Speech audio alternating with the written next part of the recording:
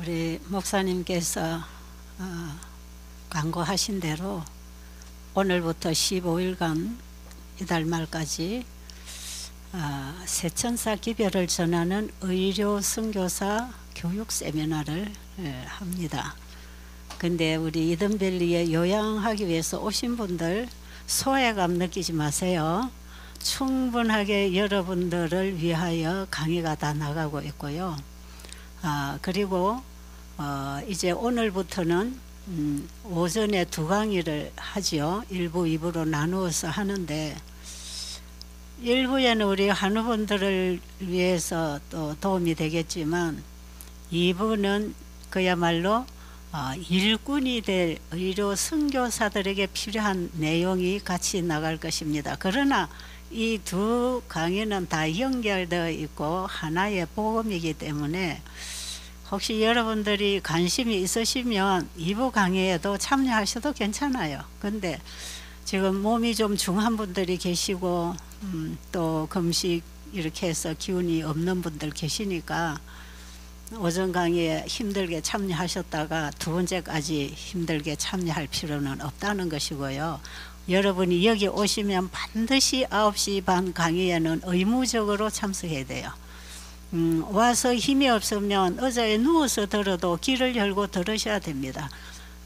이 몸이 치료되는 것은 이 마음으로부터 시작되는 거기 때문에 우리의 마음에 이 생명 에너지가 들어와서 마음이 힘이 나면 처음에 누웠다가도 듣다 보면 벌떡 일어나는 것이거든요. 그만큼 몸에 힘을 받게 돼 있는 게 마음이 주는 힘이에요.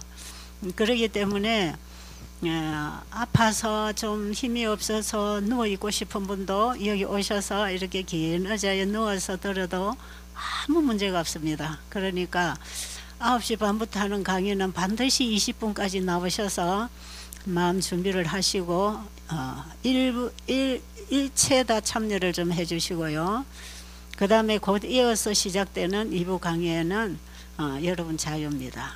그런데 듣고자 하는 분들이 많으면 환영하겠습니다. 예, 왜냐하면 여러분들이 지금 이해가 다 안 돼도 들어놓으면 나중에 도움되는 그런 말씀이기 때문에 어쨌든 여러분 이번 이 세미나 기간에 요양하러 오신 분들은 이중으로 복을 많이 받게 되기를 바랍니다. 자, 오늘 강의의 주제는 몸과 마음의 관계, 이 부분이 참 중요하지요. 몸 따로 마음 따로가 아니기 때문에 몸을 치료하는 방법이 따로 있고 마음을 치료하는 방법이 따로 있는 게 아니고요. 우리 사람은 몸과 마음이 하나로 만나져서 살고 일하고 있기 때문에 이것을 분리시키면 안 되는 것을 사탄은 에덴 동산에서부터 사람을 미혹해서 선악과를 먹게 하는 그 자리에서부터 이 영과 혼을, 영과 육을 분리시켰어요. 하나님의 말씀에 불순종해도 네가 하나님에 대한 믿음을 버려도 너 죽지 않아. 이걸 마음과 몸을 분리시키는 영혼 분리라고 합니다. 이것이 오늘날까지 우리가 사는 이 세상에 이 영혼 불멸 사상이 들어와서 우리 조상 살아서는 불효하던 자식이 죽고 나면은 엄청난 효도를 표시하잖아요. 그 조상 섬기는 마음이 있어 그래요. 근데 사람이 죽으면 아무것도 모릅니다. 없어요. 도움을 줄 수가 없어요. 근데 죽은 부모에게는 충실히 제사하고 챙기면서 살아계신 부모는 잘 안 챙기는 경우가 많잖아요. 사람이 죽으면 털거로 돌아가고 그날로 소멸되고 아무것도 먹을 수 없고 생각할 수 없어요. 하나님께서 나중에 부활시킬 때 다시 일어날 때 몸을 가지고 일어납니다. 그래서 몸과 마음은 절대로 하나로 함께 살든지 죽는 것이고 하나만 따로따로 살든지 죽든지 하는 법은 없는 것이에요. 이 엄청난 오류가 에덴 동산에서 하와가 선악과를 먹도록 유인하기 위해서 사탄이 만들어낸 거짓말이 오늘날 우리에게까지 이르러 왔어요. 그런데 알게 모르게 오늘날 우리 기독교 안에도 이런 영혼불멸 사상이 들어와가지고 사람이 죽어서 천당을 간다, 죽어서 지옥을 간다, 죽어서 혹은 연옥을 간다, 이것도 다 영혼이 분리되어도 스스로 하나가 살 수 있다 하는 이런 사상이 들어와서 영혼 지옥설을 만들어내고 죽으면 바로 천당 가는 이런 얘기들을 기독교회 안에서도 하는 교회들이 상당히 많아요. 그런데 여러분이 제대로 성경을 공부하면 이렇게 되어 있지 않습니다. 그런데 이런 거짓에 속아 있는 이런 사상이 우리 기독교인들의 정신을 장악하고 있다는 것. 그게 또 하나 뭐냐 하면 믿으면 구원받지, 하나님 말씀에 순종 율법 지키는 거 이거는 다 십자가로 폐지되고 예수님 홀로 그분 믿고 구원받는 것이다. 그 믿음과 행함을 또 분리시켜 놨어요. 이게 다 믿으면은 행함이 따라온다고 야고보서에서도 야고보가 기록했잖아요. 믿음이 있다고 행함이 없으면 그 믿음 그 자체가 죽은 거라 그랬죠. 그러니까 마음과 몸은 같이 간다 이 말이에요. 예, 믿음은 마음에서 하고 행함은 몸이 하는 거잖아요. 근데 몸은 마음의 지시를 받고 움직이는 것이에요. 그런데 우리의 신앙은 그냥 마음으로만 하면 된다고 생각하고 내가 무엇을 먹고 마시고 일하고 말하고 살든지 내 생활은 엉터리로 살아도 우리는 예수 믿음으로 구원을 받으니까 우리의 행동은 구원에 아무 상관없다. 이런 기독교인들이 있는가 하면 우리 재림교회 안에도 이 건강기별 이거 뭐 채식을 해야 구원받나, 이거 구원하고 상관 있나, 이렇게까지 생각하는 분들. 자, 그래서 이번에 우리가 이런 세미나를 할 필요가 있는 것은 모든 기독교 안에뿐 아니라 우리 재림교회 안에서도 이런 영혼 분리 사상으로 신앙을 하시는 분들이 혹 있을까 해서 이런 세미나를 통해서 이것을 하나라고 하는 것을 좀 말씀을 드리고 그 다음에 우리가 신앙은 생활로 한다는 것을 얘기하려고 하는 것이에요. 자, 신앙은 입으로 하는 게 아니에요. 이방인들이 예수쟁이 미워하는 거, 보기 싫어하는 게 왜 그런지 아세요? 저 예수쟁이들은 말만 하고 행동은 엉터리로 한다. 그런 거죠. 우리가 그래서 하나님께 영광을 돌려드리지 못하는 오히려 하나님께 욕이 되는 신앙을 하고 있어요.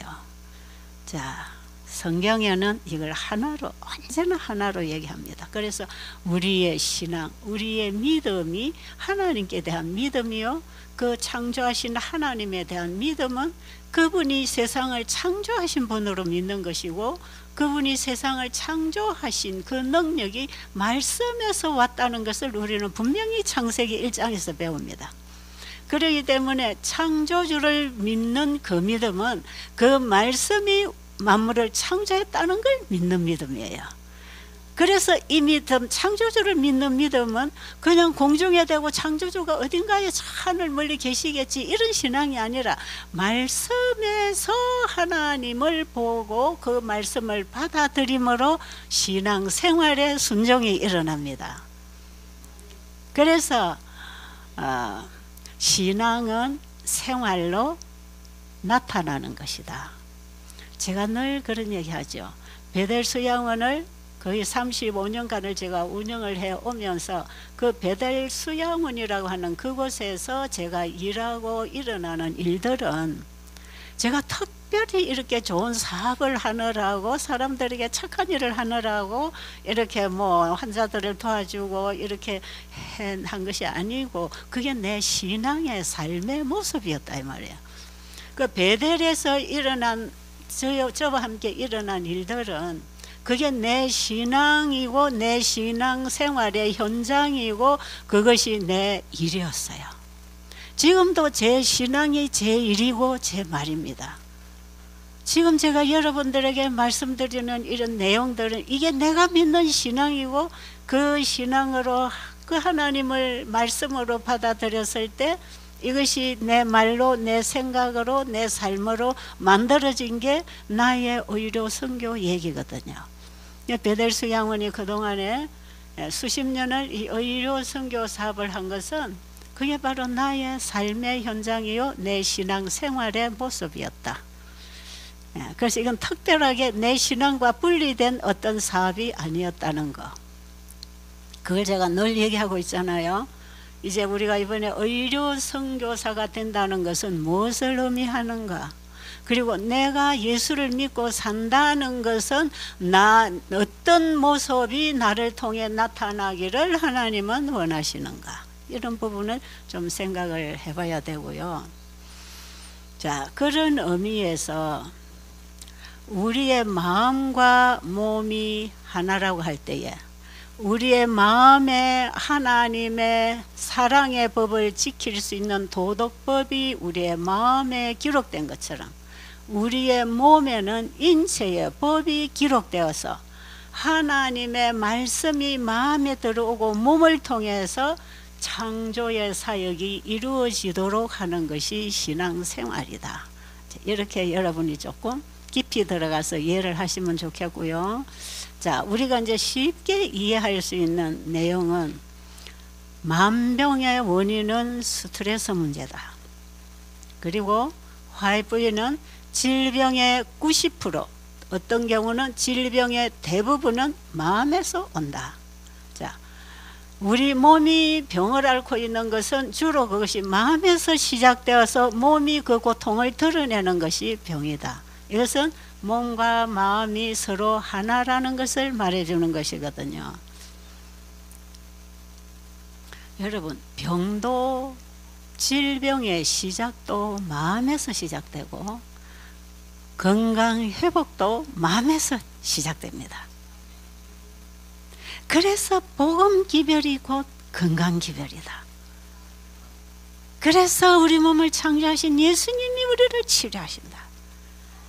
그분이 우리의 믿음을 통해서 내 마음의 사랑으로 역사할 때 내 모든 인체 기관은 그 사랑의 생명으로 깨어나기 시작해서 회복된다. 야, 여러분 진짜 이해 잘하시네요. 굉장히 이거 경험했지요. 맞아요. 이거는 진짜 경험이 돼야 공감되기 때문에 아멘이 되는 것이에요. 그래서 이번에 참가하신 우리 한우분들이 이거 공감되면 참 좋겠어요. 자, 몸과 마음이 어떻게 연결되어 있는가? 그럼 우리 마음에 스트레스가 있고 괘씸하고 걱정, 근심, 불안, 초조, 원수진 마음, 이것이 우리 몸에 병을 만들어낸다면 이런 내 마음의 문제를 어떻게 해결할 것인가? 그게 이제 우리가 지금 첫째로 중요한 것이고요. 제가 그동안에 늘 말씀을 드렸지만 환자들이 어떤 중병에 걸렸는가가 중요한 게 아니고 치유자 되시는 예수님을 믿음으로 만나는 경험이 일어나는가, 거기에 달려 있어요. 아멘. 네, 거기 달려 있어요.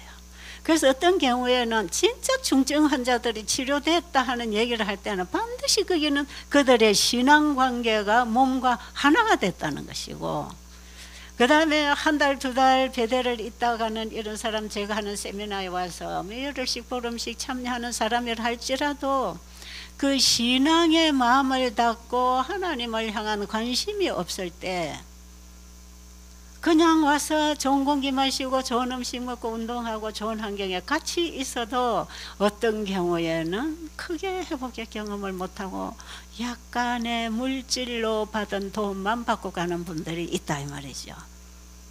그래서 제가 이 몸과 마음의 관계에서 병이 오고 몸과 마음의 관계에서 병이 치료되는데 이것은 마음에서부터 시작되는 것이다. 자, 그리고 우리 한우분들은 마음 다스리기를 잘해야 되잖아요. 그 마음을 내가 다스려 갖고는 안 돼요. 내 마음을 다스리실 주인을 내 마음에 영접해야 됩니다. 아멘. 그분이 나를 창조하신 하나님이시고 그분은 우리에게 말씀으로 진리의 성령으로 우리 마음에 임하실 때 우리의 마음이 어루만짐을 받고 깨달음을 받고 회개를 하고 변화를 받으면서 몸이 서서히 낫는다. 와, 진짜 이건 진리고 과학이에요. 정말 이런 과학적으로 일어나는 거예요. 그래서 그분 한 분을 제가 오늘 이번에 또 우리 중국 분들이 많이 와 계시니까 중국 얘기 한 편을 해드리기로 하고, 지금 일단 그분의 간증을 한번 읽어드리고, 네, 59페이지 맨 밑에 책 가지신 분은 보시면 되겠고요. 네, 책 안 가지신 분은 그냥 들으시면 되겠습니다. 천천히 또박또박 좀 읽어주세요. 회복 이야기. 내가 안증뱅이였습니다. 안녕하세요. 저는 중국 북경에서 왔습니다. 저는 1944년생입니다. 중국 공산당 당원 5호 당원 건축재료연구원으로 건축재료를 실험, 생산하는 회사에서 기술, 생산, 질량 3가지 책임을 맡은 부사장이었습니다. 인파서남과 편도서남으로 이곳 수양원에 요양을 하러 왔습니다.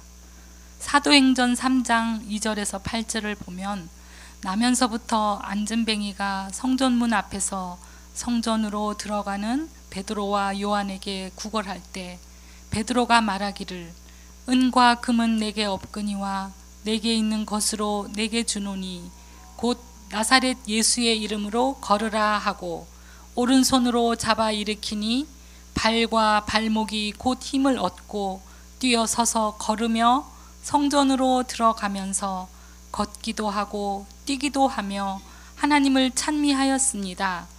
베델 수양원에 오기 전 저는 눈이 있어도 하나님의 말씀을 읽지 못하는 소경이었고 귀가 있어도 하나님의 말씀을 듣지 못하는 귀머거리였고 입이 있어도 하나님을 찬미할 줄 모르는 벙어리였습니다.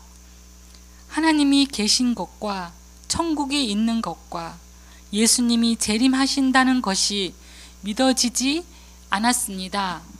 매 토요일마다 성경을 들고 교회에 갔다 와서는 성경책을 책장에 넣어 두었다가 다음 주에 다시 가지고 교회를 가는 교인이었습니다.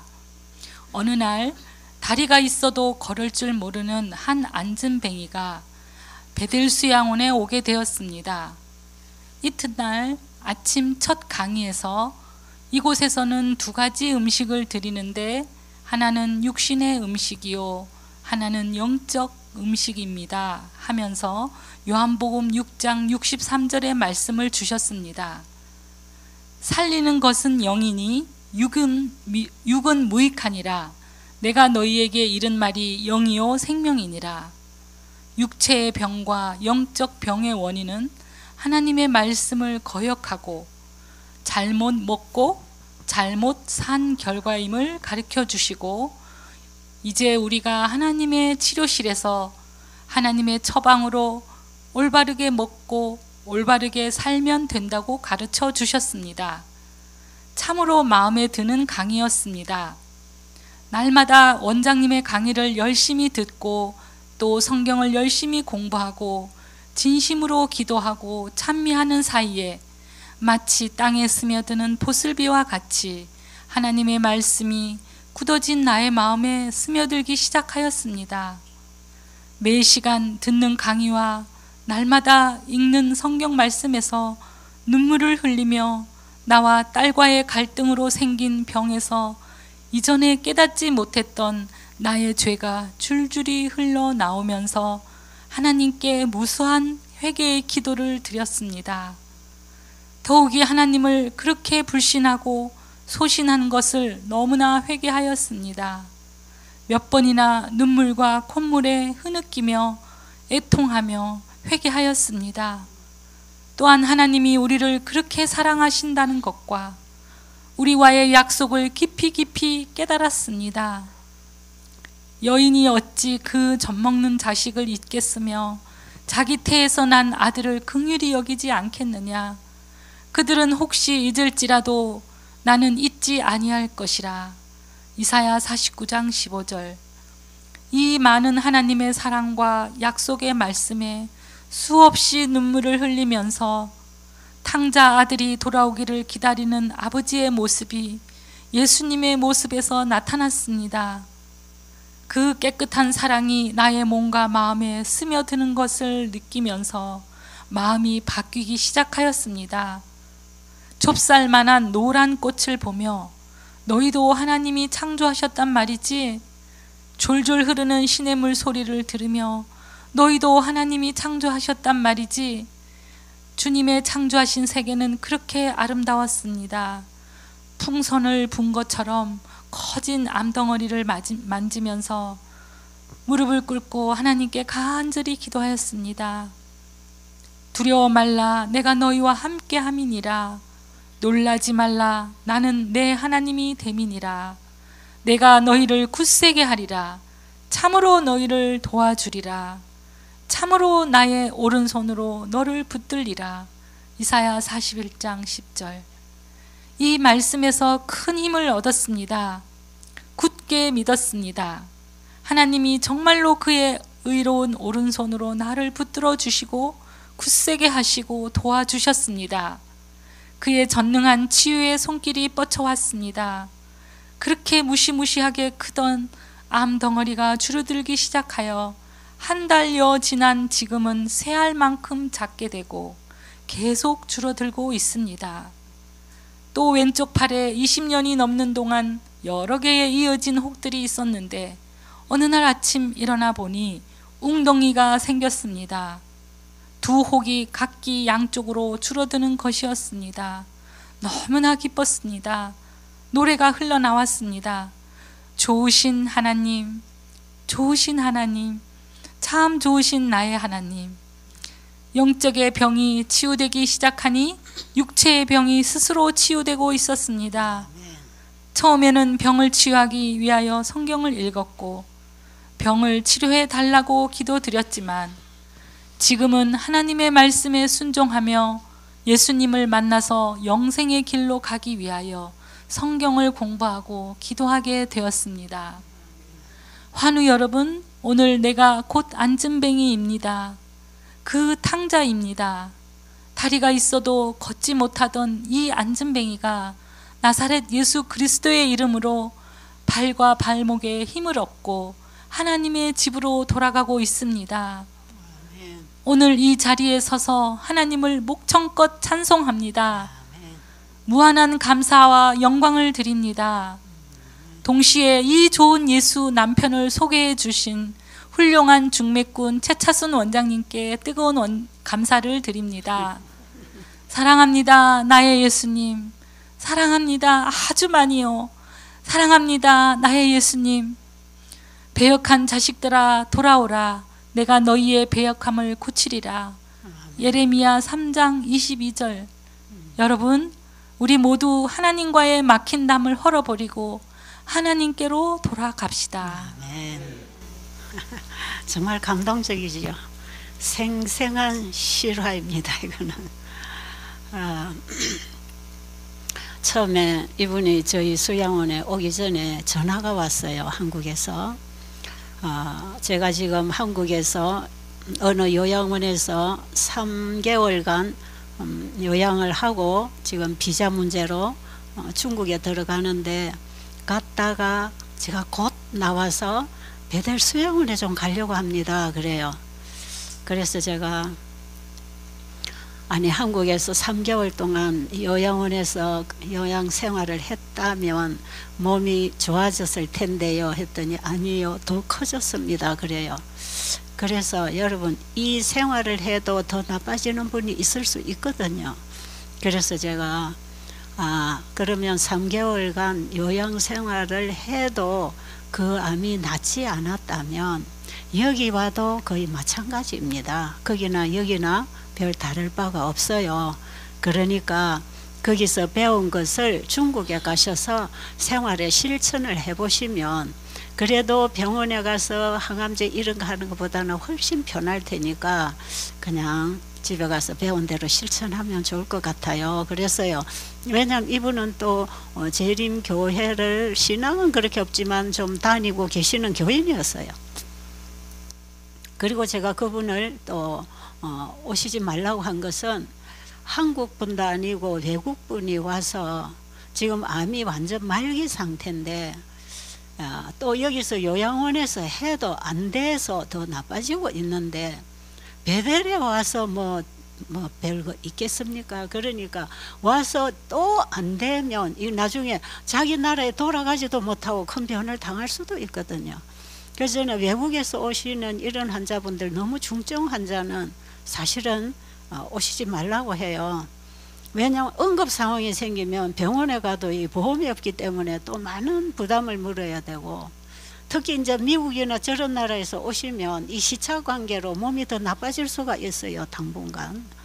그래서 중증 환자들은 외국 분들은 좀 삼가는 게 좋다는 생각을 했기 때문에 제가 극구 오시지 말라고 부탁을 했어요. 이분이 너무 오시려고 했기 때문에. 여기 와도 크게 도움 안 될 겁니다. 그냥 가셔서 배운 대로 하세요. 그랬더니 예, 그거는 알아요. 나는 병을 고침받기 위해서 거기 가려는 게 아니고 내가 이 병으로 죽을 줄 알아요. 그런데 나는 아직 하나님을 잘 몰라요. 내가 죽음 준비가 지금 안 돼 있어요. 그러니까 내가 거기 가서 병을 고치겠다는 기대보다는 나는 진짜 하나님을 만나서 내 죽음을 영생으로 준비하고 싶어서 가려고 하니까 제발 좀 받아달라고. 그래서 만약에 여기 와서 잘 안 되면 어떻게 또 중국으로 가겠습니까? 그럼 보호자를 같이 오세요 그랬어요. 그랬더니 내 아들이 한국에 살고 있기 때문에 내가 어려움을 당하면 아들이 바로바로 나를 도와줄 테니까 그거 걱정하지 말라고. 그래서 제가 그러면 오시라고 해서 며칠 후에 베델에 왔어요. 이분은 이제 다른 요양원에 있으면서 베델에서 나오는 좋은 소식들만을 좀 많이 들은 것 같아. 거기는 정말 가면 하나님 만나는 길을 가르쳐주고 사람들이 참 기적을 많이 경험하고 신앙 없는 사람들이 신앙을 많이 하고 죽어도 죽음 준비를 잘 시켜주는, 거기는 정말 복음을 전하는 곳이다. 이걸 자기가 듣고 온 것이에요. 사실 베델에서 하는 일이 그런 거예요. 살 사람은 더 잘 살도록 하지만 죽을 사람도 많잖아요.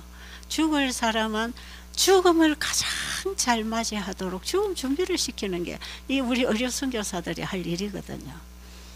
그런데 이분이 와서 뒷날 첫날 아침 강의 시간인데 이분 맨 앞에 앉습니다. 맨 앞에 끝자리에 와서 딱 이래 앉는데, 그때는 제가 눈이 밝으니까 청중을 다 보면서 강의를 하잖아요. 그런데 이분은 강의를 들으면서 고개를 끄덕끄덕 하고 그 다음에 눈물이 주르륵 내려오면 손으로 훔치고 그 다음에 막 한 손으로 쓰고 열심히 이분이 공부를 해요. 아, 저분 속에 뭔가 빛이 들어가고 있구나. 저분의 마음속에 뭔가가 지금 들어가고 있어. 이걸 제가 느낄 만큼 그분의 모습이, 이 반응이 나오는 것이에요. 그리고 그 다음 시간 아침 저녁 강의를 하는데 항상 그 자리에 앉아서 똑같은 자세로 계속 강의에 참여를 하고 있어요. 그 한 며칠 지나니까 저에게 와서 이런 고백을 했어요. 원장님, 내가 사실 이 병이 왜 생겼는지 압니다. 이 편도성과 임파선 암이 한쪽 목이 그냥 다 이렇게 커다랗게 붙어 있었어요. 그리고 가슴 쪽에도 이렇게 암덩어리가 있고 팔목에도 암덩어리가 있고 암덩어리가 푹푹 붉어져 있었어요. 그런데 이분은 자기가 왜 병이 들었는지를 알았어요. 자기 딸하고의 관계가 굉장히 나빴어요. 딸을 시집을 보냈는데 사위하고 딸이 자기 집에 와서 같이 사는 거예요. 그런데 그 사위하고 딸하고 이 젊은이들이 먹고 하는 짓이 너무 못마땅하고 이 엄마하고의 이 마음을 호흡을 맞춰주지를 못하고 엄마하고 한 집에 살면서 계속 문제를 저지르고 만들어 나가고 경제적인 손실을 입히고 이런 일들이 과중되면서 딸하고 매일 싸우는 것이에요. 그래가지고 얼마나 스트레스를 받았던지 갑자기 여기저기서 암이 튀어나오기 시작했답니다. 그리고 딸하고 완전 원수관계가 돼 있었다고 하길래, 아니 딸이 시집 갔으면 사위하고 같이 살지 말고 멀리 떼서 분가를 시켜내지 뭘라고 데리고 살면서 그렇게 이렇게까지 되도록 스트레스를 받느냐. 그랬더니 그럴 입장이 안 돼가지고 있다는 거예요. 그 사정은 제가 잘 모르니까 일단 그런 문제로 인해서 이것이 1년 2년 누적이 되면서 자기가 이 병이 왔다 하는 건 알아요. 그러니까 이 만병의 원인이 스트레스로 인해서 온다는 걸 이분은 너무 잘 아는 분이에요. 이 마음에서 오는 병이라. 근데 이분이 와서 이 하나님 말씀을 들어보니까 다 자기 중심으로 상대를 보고, 어제 제가 그랬잖아요. 나하고 다른 사람이 틀린 게 아니고 다를 뿐인데, 우리는 나하고 다른 사람을 자꾸 나는 맞고 저 사람 틀렸다는 것은 자기 중심으로 상대를 보고 있기 때문에 이건 스트레스가 없을 수가 없지요. 그 이분이 와서 하루 이틀 강의를 들으면서 이 딸하고 싸웠던 모든 문제가 자기 문제인 줄을 깨닫기 시작했어요. 그러니까 그 강의를 들을 때마다 회개를 하고 반성을 하고 느끼면서 회개의 눈물을 흘리고 기도를 하고, 예배를 마치고 나도 이분은 그 자리에 앉아서 하나님께 기도를 하고 나가고, 산책을 해도 혼자 그러면서 기도를 하고, 이 자기 안에 있는 이 고통이 너무 마음과 몸의 고통이 절망적이었기 때문에 이 사람은 절망 중에서 하나님을 간절히 찾게 됐어요. 여러분, 인간은 위기를 만나면 하나님 찾습니다. 어떻게 보면 하나님은 우리가 갈 때까지 가도록 어쩔 수 없이 보고 계시는 분이시고, 최후의 위기를 만날 때 하나님께 돌아오면 그때도 붙잡아 주시는 분이 하나님이세요. 그래서 인간의 위기는 하나님의 기회다, 이런 말씀을 화이부인도 쓰셨거든요. 이분은 자기 인생의 완전 위기, 절망, 끝자락에 딱 왔어. 근데 여기 오기 전까지만 해도 자기는 딸 사위 때문에 병에 걸렸다고 원망했던 그런 사람이에요. 그런데 와서 이 말씀을 배워보니까 하나님의 말씀에서 자기는 전부 빗나간 생각, 빗나간 행동, 빗나가게 먹고 마시고 일하고, 교회는 다녔지만 그것은 정말 무늬만 교인이고 자기 속에 하나님을 믿고 받아들이고 사는 경험은 없었던 사람이에요. 이분이 그걸 한없이 해결을 했어요. 근데 이분은요, 매 시간 강의 시간마다 제일 먼저 와서 성경 들고 필기 도구 들고 앉아서 무슨 말씀이 나올까 하면 다 기다리고 있어요. 그러면 다 적고 펴고 이러면서 가슴으로 막 받아들이는 그런 놀라운 치유의 광선이 비쳐 들어가는 그런 사람. 변화가 올까요, 안 올까요? 진짜 치유의 광선, 태양 에너지에도 치료되는 광선, 소독하는 광선이 있잖아요. 태양의 치유 광선을 주신 하나님이 치유자십니다. 네, 그렇기 때문에 이 모든 창조물을 통해서 치유의 빛 에너지를 보내신 그분 안에 있는 치유 생명이 그분이 만드신 만물을 통해서 우리에게 오늘도 오고 있는 것이거든요. 의의 태양이신 예수님의 사랑의 빛이 이 여인의 가슴을 비추기 시작할 때 회개와 후회와 겸비함이 일어났어요. 사람이 너무 이뻐요. 살은 별로 없고 키는 저보다 큰데 얼굴이 길쭉한 분이 왜 살이 없어요. 별로 음식을 많이 먹지도 못해요. 그런데 그 모습이 그 가슴에 빛이 들어왔을 때의 풍기는 이미지가 얼마나 이쁘고 은혜스러운지 몰라. 지금 그분 나이가 80이에요. 예, 그 당시는 60대인가 아마 전후로 그때 왔을 거예요. 그런데 하루하루 지나면서 그 한 달째 될 때 그 간증을 썼거든요. 한 달째 될 때 그날 안식학교 시간에 간증을 하라고 했더니 이 간증지를 써가지고 읽으면서 간증을 하길래 그거 간증 쓴 거 나한테 주고 가라 그래서 그거 받아놓은 게 오늘 그 책에 올라온 그 글이에요. 그런데 한 달 만에 새알만큼 풍성만한 게 목에 새알만하게 남아있고, 그 다음에 손등에도 벌룩벌룩 하던 것이 그것도 거의 다 사라지고 이렇게 조금씩 남아있는 그 상태로 간증했잖아요. 그런데요, 한 달이 지난 이후에 이제 하나님의 은혜도 점점점 식어가고 이제는 몸도 좋아지고, 그게 조금 방심하고 안주하는 사이에 전화를 통해서 딸하고 문제가 또 생겼어요. 이건 진짜 이분은요 산 정인이에요. 이 스트레스 문제가 병하고 연결되어 있다는 아주 생생한 정인이에요.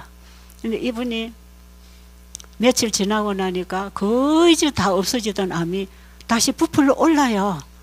그래서 저한테 봐가지고 원장님 왜 그래요? 이 암이 다시 커져요. 왜 그럴까요? 그럼 제가 이럴 때 진단법 몇 가지가 있어요. 그 진단 딱 해보고 여기에 걸려드는데 여기에 안 걸려들면 나는 답 몰라요. 그런데 여기에 걸려들었다면 그거 고치면 돼요. 그래서 제가 몇 가지 진단법을 가지고 딱 물었어요. 첫째, 잠을 자지 못합니까? 여러분, 잠을 못 자도 병 안 났습니다. 잠을 자지 못합니까? 하니까 글쎄 요즘 며칠만 그래요.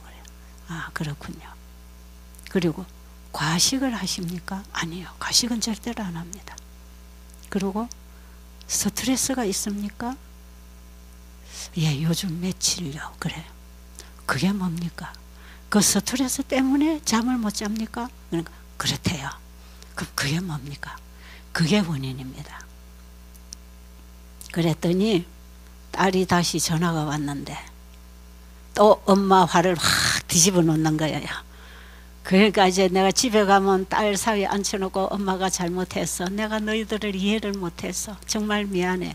이렇게 자식 아들 사이한테 가서 자기가 사과할 마음까지 다 마음이 준비가 되었고 평안하고 행복하고 전화로 해서 내가 미안하다 했고 다 해결이 됐는데 큰 문제를 가지고 엄마한테 전화를 했는데 이게 또 안에서 옛날 게 재발돼 올라온 거예요. 재발될까요? 안 될까요? 죄는 재발 잘합니다. 오늘 회개했다고 완전 천사가 된 거 아니에요. 그 문제가 오면 방심하고 있는 동안에 확 뒤집어 놓습니다. 그래가지고 이 사람이 완전히 뒤집어졌어요. 그래가지고는 또 옛날에 화가 바글바글 올라오기 시작했어요. 예수님이 이제 어디 출장 가셨어. 예수님 못 가시게 붙잡아야 될 텐데 예수님 가시라 하니까 출장 가셔버려서 없어. 자기 안에 자기를 조절해줄 어떤 능력이 없어요. 그냥 나오는 대로 화를 바글바글 하고 막 고함도 지르고 막 하고 나니까요. 잠을 잘 수 있나요? 그렇게 하고 나니까 너무 억울해서 또 잠을 못 자는 겁니다. 아니 내가 이까짓 걸 내가 못 이기고 또 내가 걸려들어 가지고 당했구나. 이게 자기 자신이 너무 싫고 미워가지고 더 억울해서 잠을 못 자는 거예요. 그 이게 못하고 이 잠 못 자고 화난 지가 이제 한 3, 4일 며칠밖에 안 지냈어요. 근데 이게 쑥쑥쑥 올라와. 그래서 제가 그랬어요. 다시 시작하세요. 다시 시작하면 됩니다. 아직 은혜가 있습니다. 은혜의 기회입니다. 다시 시작하세요. 그랬더니 이분이 그래도 될까요? 내가 받은 은혜를 저버리고 이렇게 내가 내 마음대로 했는데 용서해 주실까요? 괜찮다. 하나님은 10번 100번 잘못해도 항상 일어나기를 기다리고 계시고 손잡아 주시는 분이니까 염려하지 말고 다시 시작하세요. 그래야지 이분이 교회 가서 하나님께 한없이 회개를 하고 기도를 하고 조용한 마음으로 다시 임했어요. 그 이후에 한 2달 가까이 총 3개월을 있었으니까요. 집에 돌아갈 때가 됐는데 암이 하나도 없이 다 사라졌어요. 그래가지고는 내가 지금 중국에 가면 북경에 가서 할 일은 나와 같은 환자들에게 이걸 가르쳐 줘야 되겠다. 이제 나는 더 이상 직장이고 뭐고 다 이제 없어졌어. 해결 다 했으니까 내가 중국 들어오면 일을 하겠다고.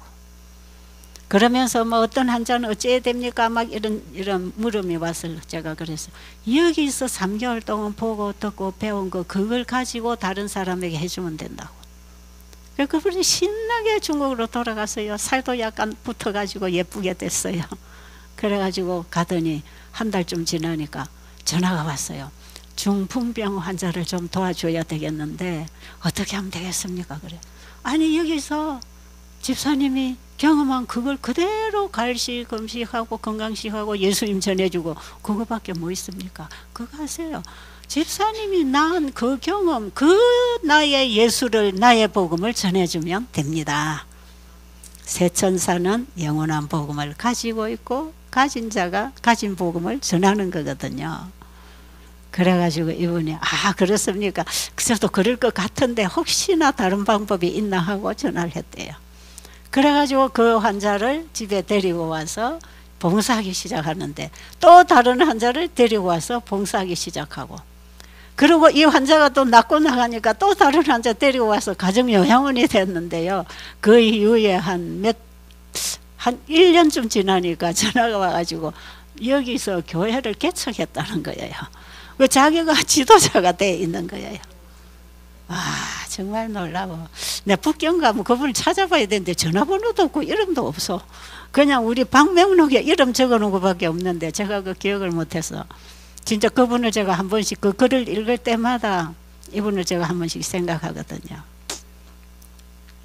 그런데 아까 그분이 자기가 그 사도행전 3장에 그 나면서부터 안전뱅이가 그런 그 강의를 들으면서 자기가 일어나는 경험을 했단 말이죠. 그 얘기를 제가 좀 전해드릴게요. 우리 한우들에게 이거 굉장히 중요한 겁니다. 사도행전 3장에 보면 제11시에 요한과 베드로가 성전에 기도하기 위해서 이제 성전에 갈 때 성전 미문 앞에 앉아있는 안전뱅이를 걷게 한 그 기록이 3장에 나옵니다. 자, 근데 이 안전뱅이는요, 그 당시에 예수님이 이 땅에 계실 때에 많은 환자들을 고치신 소문을 듣고 있었어요. 근데 예수님은 예루살렘 주변에서 이렇게 일을 하실 때 자기가 있는 곳은 너무 멀었기 때문에 소식은 들었는데 예수님에게 갈 수가 없어요.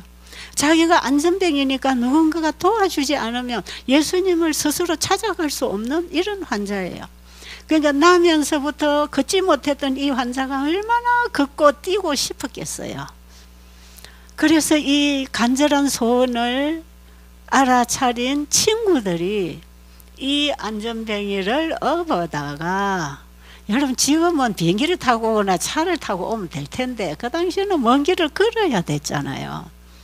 그 안전뱅이 불쌍한 사람을 업어다 메고 왔다 그랬어요. 업어다가 예루살렘까지 데리고 왔어요. 예루살렘 주변에서 예수님이 일하시는 그 자리에 이제 찾아가려고 거기까지 왔는데, 와서 소식을 들어보니까 며칠 전에 이분이 비참하게 십자가에 달려서 돌아가셨다는 소식이 들리는 거예요. 그때 이미 예수님이 돌아가신 이후예요. 그러니까 이 안전뱅이가 얼마나 절망이 됐겠어요. 유일하게 그 선생님을 만나서 고침받으려고 그 먼 길을 왔는데 그분이 돌아가셨으니 얼마나 절망입니까? 오직 나사렛 예수, 그분만이 유일한 자기의 희망이었는데 그분이 사라져버렸어요. 그러니까 너무 절망하니까 이 친구들이 이제 멀리 자기 집 있는 데까지 데려다 줄 수도 없어. 그만 그 주변에 살게 하면서 그 예루살렘 성전 미문이라고 하는 그 미문 앞에 곁에다가 데려다 놓고 성전에 올라가고 나가고 들어오는 사람들에게 구걸해서 벌어먹고 살아라고 거기다가 데려다 앉혀놨어요. 그럴 때에 이미 예수님이 성천하시고 열흘 후에 성령이 임했지 않습니까? 그죠? 사도행전에 성령이 임해서 베드로와 요한은 그 성령을 받았습니다. 그 성령을 받은 그때예요. 베드로가 요한하고 같이 가다 보니까 이 불쌍한 이 안전뱅이가 있거든요. 베드로 가다가 나를 봐라 그랬어요. 그러니까 누가 한 푼 주려고 하나? 그래서 쳐다보니까 베드로가 하는 말이 금과 은은 내게 없다는 거예요. 그러니까 이 사람이 실망할까요, 안 할까요? 아니, 나를 보라고 해서 뭔가 한 푼 줄라나 하고 쳐다보는데 네가 바라는 돈은 없다. 금과 은은 내게 없다는 것이에요. 그런데 이 사람이 약간 실망스러운 빛을 하고 있을 때 베드로의 입에서 나오는 말, 금과 은은 내게 없거니와 내게 있는 것으로 내게 주노니 나사렛 예수의 이름으로 일어나 걸어라. 그러면서 손을 잡아서 한 번 받으려고 내밀고 있는 손을 붙잡고 일으키는 것이에요. 여러분, 이게 베드로의 믿음으로 일어났을까요? 환자의 믿음으로 일어났을까요? 어떻게 그렇게 잘하세요? 저 같으면 이런 사람 일어나 걸으라는 말도 못하겠거든요. 근데 베드로가 일어나 걸으라는 말은 얼마나 베드로의 믿음이 확실합니까? 그죠? 근데 이 베드로는요, 금과 은은 내게 없거니와 내게 있는 것으로 내게 준다 할 때 베드로가 가지고 있는 건 딱 하나밖에 없었어요. 그게 뭐예요? 예수님, 오직 예수님. 계시록 14장 6절에 보면 영원한 복음을 가진 자가 영원한 복음을 전한다 그랬어요. 이게 새천사 기별이에요. 자, 그러면 베드로가 가지고 있는 건 아무것도 없어. 다 회개하고 버렸기 때문에 예수님만 그들 안에 있어서 거기에 성령이 임하신 것입니다. 자, 그러니까 베드로가 자기 신앙 고백을 한 거지요. 금과 은은 내게 없거니와 내게 있는 것은 예수밖에 없다. 네가 기대하고 온 그 나사렛 예수밖에 나는 없다. 그 내게 있는 것으로 내게 주노니 나사렛 예수 이름으로 일어나 걸으라 하고 팔을 당겨 올리니까 벌떡 일어났어요. 그리고 베드로와 요한과 함께 성전으로 걷기도 하고 뛰기도 하고 들어갔어요. 놀라운 일이죠. 그러니까 그 주변에 있는 제사장이나 교회 지도자들 여러 모여있는 사람들이 이 안전병이가 언제까지 봐도 앉아서 구걸하던 안전병이가 막 걷고 뛰고 성전 안에까지 왔거든요. 그 사람들이 막 그 사람 주변으로 모여듭니다. 그때에 베드로가 한 말이 있어요. 그게 사도행전 3장 16절. 여러분 성경 가지고 있으면 한번 큰 소리로 읽어보세요. 읽어드리고 마치겠습니다. 자, 빨리 누가 찾으면 읽어보세요. 3장 16절. 자, 아직 못 찾았어요? 자, 그럼 제가 그냥 그 이름을 믿음으로 그 이름이 너희가 보고하는 이 사람을 성하게 하였나니 예수로 말미암아 난 믿음이 너희 모든 사람 앞에서 이같이 완전히 낫게 하였느니라. 네, 그 말씀이 참 중요합니다. 예수로 말미암아 난 믿음이 이 사람을 걷게 했다. 그 믿음이 어디서 와야 된다? 예수님이 준 믿음입니다. 예수님이 준 믿음, 예수님을 믿음으로 말미암아 난 믿음이 그를 걷게 했다. 이게 굉장히 중요합니다. 이번에 우리 어린 선교 세미나에 오신 분들은 그 예수님이 주시는 믿음이 뭔가, 이게 마지막 성도가 가질 그 믿음. 우리의 믿음은 나의 믿음이 아니고 예수님께로부터 받은 믿음이어야 그분이 받으시는 믿음입니다. 자, 누구를 믿어야 된다?